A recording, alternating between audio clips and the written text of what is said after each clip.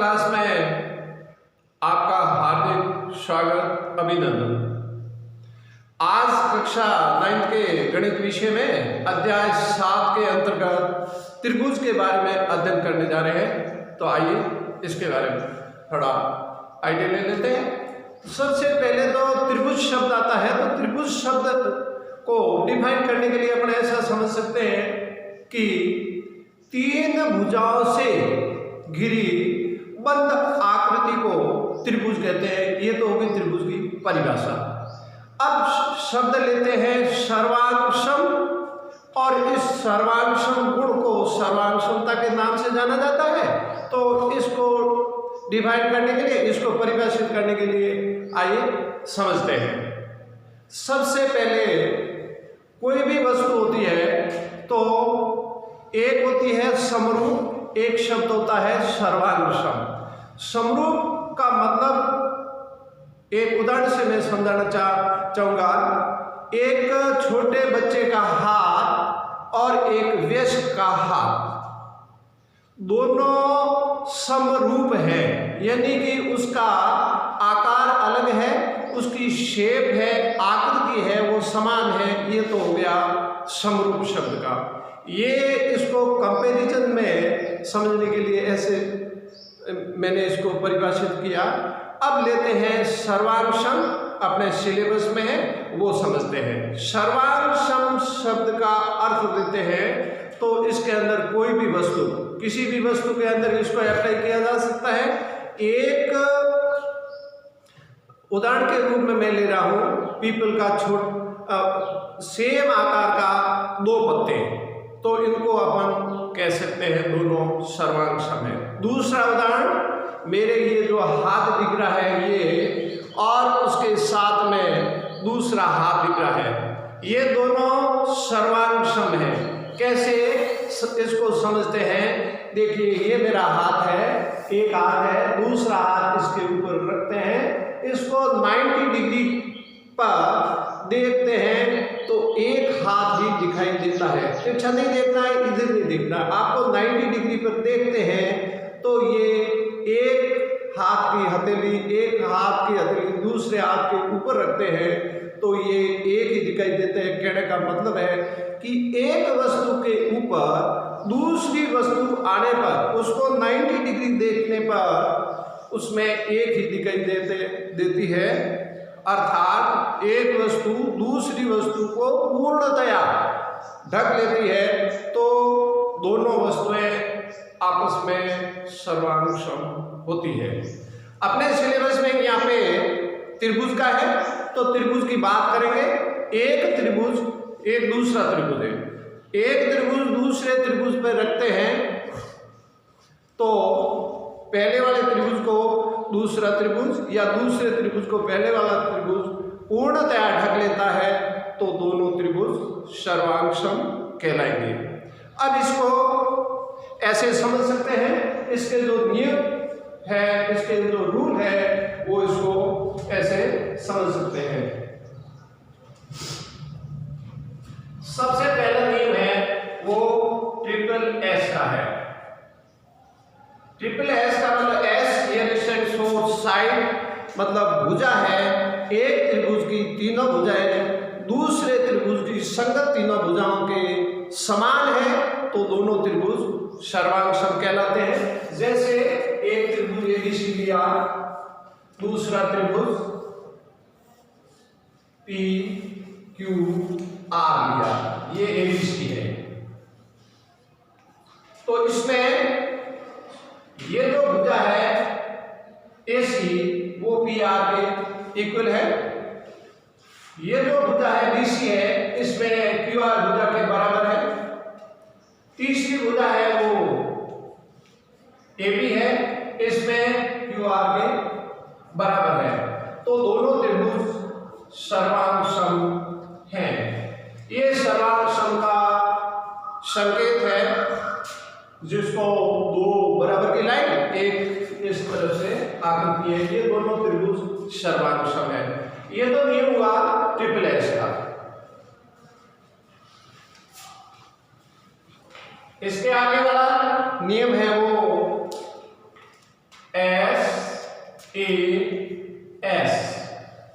नियम है ये। इसमें दो त्रिभुज लेते हैं, पहले की तरह, जैसे पहला ये BC है, दूसरा PQR है।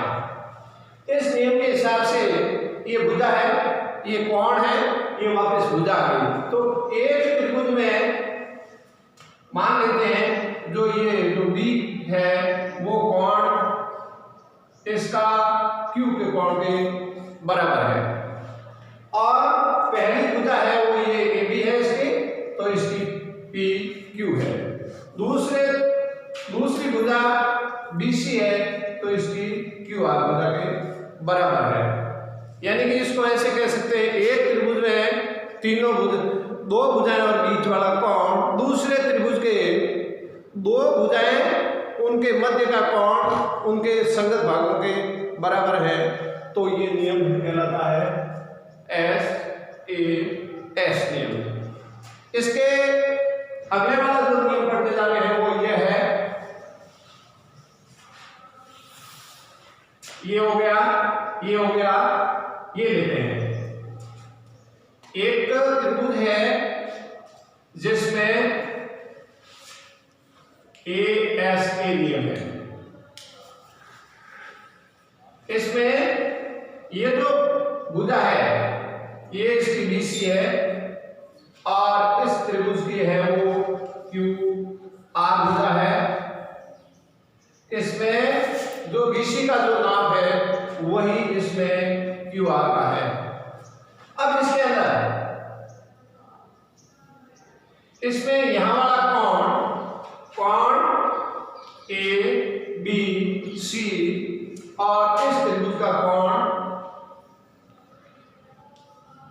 PQR के बराबर है।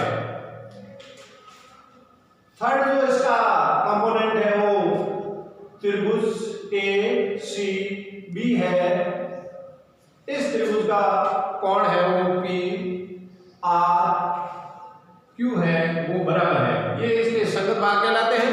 जब इस ऐसी कंडीशन आती है उस समय बीच में भुजा आ गई, संगत भुजा इसकी, और इसमें ये जो कोण है वो इसका ये संगत कोण बराबर है, और इसका जो ये कोण है वो C के साथ पर इसमें R पे कोण है वो बराबर है। तो इसको ASA नियम कहलाता है। और इसी का एक रूप है कि अगर ये कोण है, ये ना होकर के कोण को यहां पर इधर वाला कोण और इधर वाला कोण, ये दो कोण फिर भुजा, ये दो कोण फिर भुजा, ये है। तो इसको ये एक ही नियम से जानते हैं, ये एक ही है। और इसको अलग गिनेंगे तो अलग नियम कह सकते हैं, किसी अलग अलग बुक्स में अलग अलग तरह से नंबरिंग किया हुआ है। तो आप या तो पब्लिक करके एक ही नियम में ले देते हैं, अन्यथा इसको अलग नियम से भी बता सकते हैं। अंतिम रूल है वो यह है,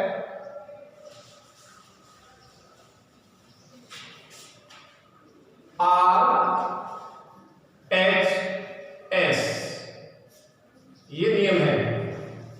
इसमें समकोण त्रिभुज में समकोण के सामने वाली भुजा कर्ण और एक अन्य भुजा, दूसरे त्रिभुज में भी कर्ण तथा एक अन्य भुजा संगत भाग बराबर है। तो इसको RHS के नियम से जानते हैं। जैसे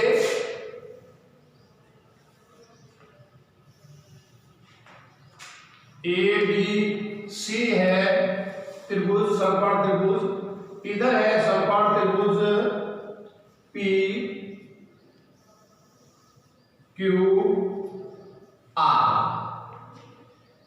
पहले वाले त्रिभुज में B पर समकोण है, दूसरे त्रिभुज में Q पर समकोण है। ये दोनों समकोण त्रिभुज है। समकोण त्रिभुज के सामने वाली भुजा हिंदी में कर्ण कहते हैं, और इंग्लिश में हाइपोटेन्यूज के नाम से पहला अक्षर H आता है, इसीलिए इसको H से डिनोट करते हैं। और इसमें भी ये H है, हाइपोटेन्यूज यानी कि कर्ण। और R का मतलब right angle. Right angle R पहला अक्षर शुरू होता है, इसको इंग्लिश वर्ड के पहले अक्षरों से शुरू होने के नियम से इसको जानते हैं। इसको बोलते हैं समकोण कर्ण भुजा नियम से। और ये जो नियम है, अगर ये कंडीशन फॉलो करते हैं तो इसको RHS नियम से कहते हैं। वापस रिपीट कर रहा हूं इसको, ये B और Q प्रत्येक कोण 90 डिग्री संगत कोण है, और 90 डिग्री के सामने इसमें AC है, इसमें 90 डिग्री के सामने PR है। ये जो H है कर्ण के स्थान पर आए हुए हैं, जो संगत भाग बराबर है। एक कोई भी भुजा हो सकती है, जैसे मान लो मैंने इसको ये ली है तो इसका ये भाग हो गया। इसमें ये जरूरी है संगत भाग मैंने क्रम से ऑर्डर से लिए, ये इधर उधर हो सकते हैं, उसमें संगत भाग बराबर होना चाहिए। यानी संगत को रफली भाषा के अंदर एक जैसे शब्द से समझ सकते हैं। अब लेते हैं आगे,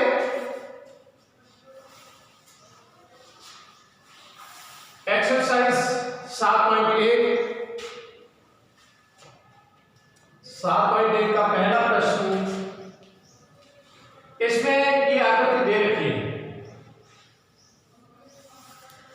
इसमें ये आकृति दे रखी है।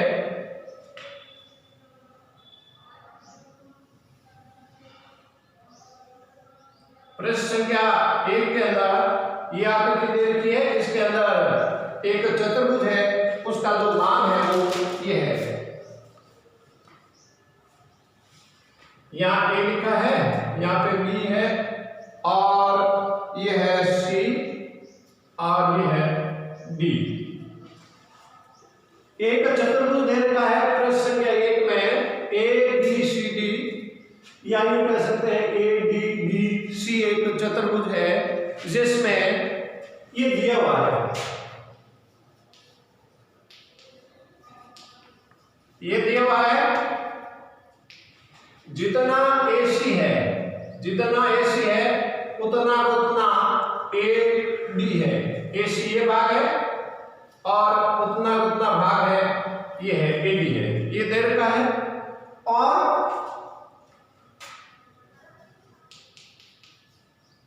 AB कोण A, A मतलब पूरा A, ये CAD की बात हो रही है, को समद्विभाजित करता है।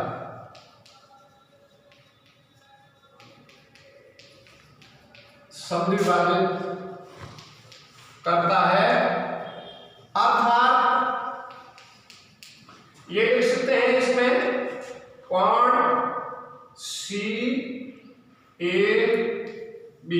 ये वाला CAB बराबर कोण DAB, ये DAB, यानी कि कोण ये जो AB है कोण A को समद्विभाजित करता है। मतलब ये हुआ कि जो भाग ये है कोण का वही इसके बराबर है।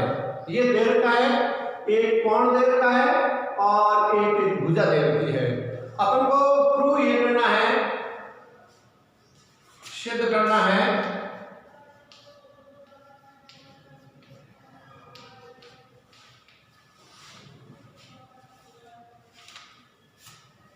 सिद्ध ये करना है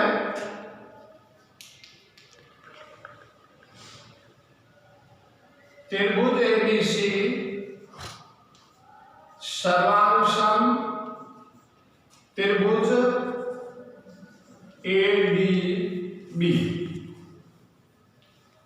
इस दोनों त्रिभुजों को सर्वांशम करना है, जो कि नियम अपन जान चुके हैं, पढ़ चुके हैं, उनको काम में लेते हुए इनको सिद्ध करना है। इसको उपपत्ति में ये लिख सकते हैं, दो त्रिभुज ले रहे हैं जिनको सर्वांश बनाना है। पहला त्रिभुज ये है त्रिभुज ABC व त्रिभुज ADB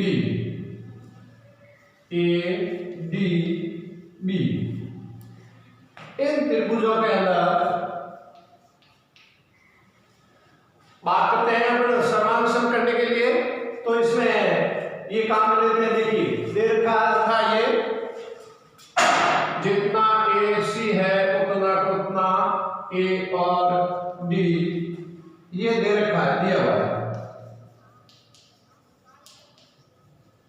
ये दिया हुआ है।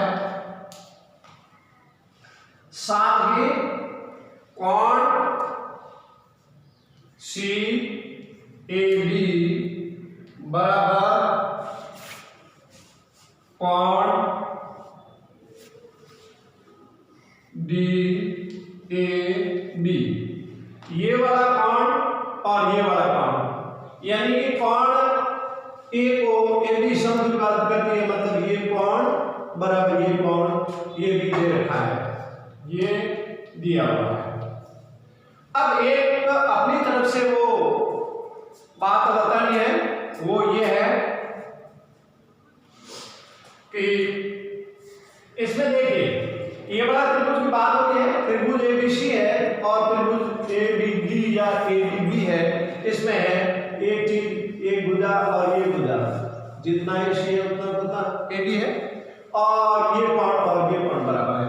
अपनी तरफ से AB बराबर AD लिख सकते हैं, जितना AB है त्रिभुज ABC में उतना का उतना दूसरे वाले त्रिभुज में भी AB है। ये उपनिवेश भुजा लिख सकते हैं, उपनिवेश भुजा। इस वजह से ये AB और AB बराबर हो गया। इस त्रिभुज में भी AB है और इस त्रिभुज में भी ये AB है, तो ये दोनों त्रिभुज आ गए। अतः त्रिभुज ABC सर्वांशम त्रिभुज ADB, दोनों त्रिभुज सर्वांशम आगे नियम लगा भुजा कोण भुजा, ये SAS से दोनों त्रिभुज सर्वांशम आगे। और एक बात पूछी है आगे के लिए कि BC और AD में क्या संबंध है, तो अपन CPCD से ऐसा लिख सकते हैं, जितना का जितना BC है उतना का उतना D और B है। ये CPCD से लिख सकते हैं। CPCD का अर्थ बता देते हैं। C का मतलब होता है corresponding parts of congruent triangle. Congruent का मतलब होता है ये जो सिंबल बताया है, ये इंग्लिश में कॉन्ग्रुएंट कहते हैं, हिंदी में सर्वांशम कहते हैं। इसके गुण को सर्वांशमता कहते हैं, और ये CPCD से सिद्ध कर दिया और इसको SAS से सर्वांशम ले आए। अब एक्सरसाइज 7.1 का प्रश्न संख्या दूसरा, इसमें दे रखा है चतुर्भुज ABCD, जिसमें जितना AD है उतनी भुजा BC के बराबर दे रखी है, और साथ में कोण DAB है, उतना कोण है AB और C, ये दिया हुआ है। सिद्ध ये करना है जो त्रिभुज है ABD, AB और D है, और दूसरा त्रिभुज है BAC, इसको सर्वांशम लाना है, और साथ ही साथ ये सिद्ध करना है ये भुजा इसके इक्वल में लानी है, और एक कोण है वो, ये कोण है वो इस कोण के बराबर लाना है। इसको सिद्ध करने के लिए पहले दोनों त्रिभुज का नाम लिखा। इसमें त्रिभुज ABD दिया, त्रिभुज AB और D, वो त्रिभुज BAC, इसके अंदर जितना AD है उतना का उतना B और C है। ये जो दे रखा है ये दिया हुआ है, और साथ ही साथ कोण BAB है, उतना कोण है वो AD और C दे रखा है, मतलब ये कोण और BAD जो ये कोण है उतना कोण है वो AB और ये C दे रखा है। ए बी और ये सी दे रखा है, और साथ में